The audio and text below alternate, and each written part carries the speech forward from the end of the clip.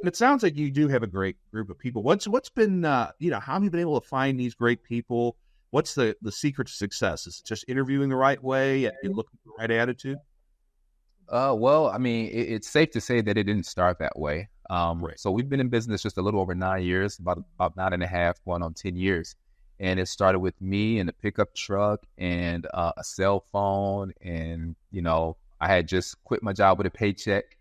And, when you get in this, you figure, hey, I'm just going to bring some folks along who know what they're doing, who could help me do this. Yeah. And we had no idea on culture building and team training. It was more like, hey, you know how to fix AC? We got customers. Let's do it. Let's go. Right. And so we started in 2015, and by 2018, we had grown to about a team of 12 individuals. Right. Okay. So we had a company, but we had customers, but we didn't have culture. Yeah. Right. And that was causing me a headache. The revenue was good, the income was coming in, but the headache wasn't worth it. So me and Janal sat down and was like, what do we need to do? We need to create culture. So we ended up starting from scratch. We had to, dismantle the team. And it was just me and a pickup truck again, and Janal answering the phone. Very humbling and hard to do. You had to feel like you failed at some point. Yeah. But you know in your heart that it's the right thing to do. We say, hey, we got to build a company with a good culture. Mm-hmm. And the hiring process changed. It was more about, hey, who are you as an individual versus what you know how to do. Right. I figured, hey, I can teach the trade, but I can't train culture. So we brought on folks with good hearts, good attitudes, and the interviewing process looked like, what do you do on the weekend? Right. What are your hobbies? Inserting those questions. What was the last book you read? What was your takeaway from it? How are you applying that information and so forth? And just building culture and training for the trade. That's the process that we took. That's fascinating. There's a lot of people that will watch or listen to this that will be in the where you guys were, some years ago, where you're like, I don't know, this doesn't feel right. So what finally made you guys go, we need to start over? This isn't right. Was it just the numbers weren't there? You didn't like the vibe of the company? What were the alarm bells that were sounding off? Mm-hmm.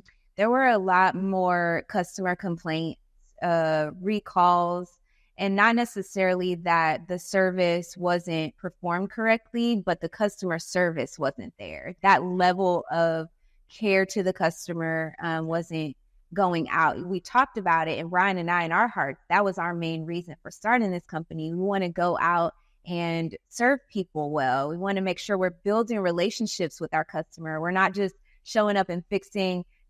People think the AC is your customer, and it's not. The AC unit is not your customer. This individual who owns a home with kids and, their dog and their parents and all the things, they're your customer.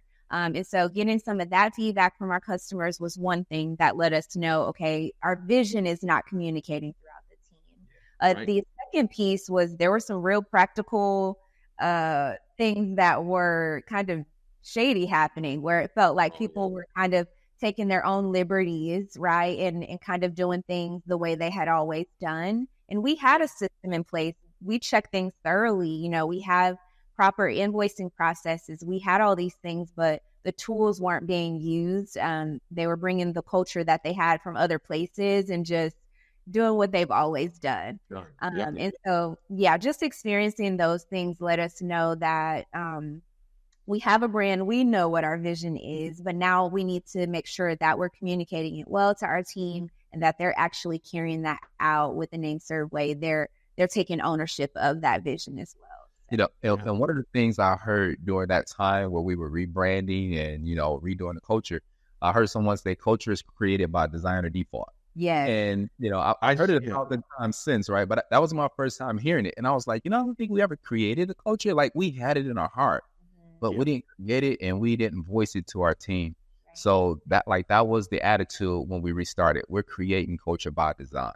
Right. Yeah. I read that on one of the two websites, and I wrote it down because I thought that was a very insightful, phrase. And so when you move forward to rebuild this team, you said you're looking for the right people. How do you talk about culture today? Is it a daily conversation, a weekly conversation, trying to make sure everyone's on the same wavelength? Yeah, it's a daily conversation. So our slogan is Serveway service the right way. And the question is like what is the right way? Because CertainPath has a right way. You name any company, there's a right way of doing things. For us, it is when a technician enter your home, he's gonna present himself in a way that you would want him to serve your grandmother or your mother's home, right? Like you're gonna trust that guy in your home. He's gonna be professional. He's gonna be clean. He's gonna be thorough. He's gonna be well trained. He's gonna be respectful. He's gonna be honest. He's gonna be fair. He's gonna have the proper tools. He's going to look like the guy that you want in your home, and he's going to represent like someone that you would trust with your grandmother. Yeah. And we drive that home in our training, whether it's technical, whether it's social training, whether it's morality training, in our uniforms, clean vans, clean cut across the board. I would say yes. And practically speaking, we do it like Brian's saying daily. What that looks like is there's a group chat. And in that group chat, we're consistently not just talking about numbers, but also we're giving guys shout outs when they're getting great customer feedback. We do a happy check after every call, right? That's the great. CertainPath way, which is, what's recommended. And it works really well because you immediately get to capture what the customer experienced as soon as the technician leaves their home. And so in those calls, whenever we get something that's like, wow, this technician was extraordinary. One example I could think of is we had a technician go out to a customer's home, and the wife, she was saying how her husband just had surgery. And so, she's just telling him about her AC, but also she shared that intimate thing about what they're walking through in their home. And before he left, he asked the question, is there anything that your husband would normally do that I could help out with? And she just needed the couch moved over, and he moved the couch for her, right? Yeah. That was something incredible to shout out, to say, you took it a step further. You could have said, I did my job, check, and moved on to the next.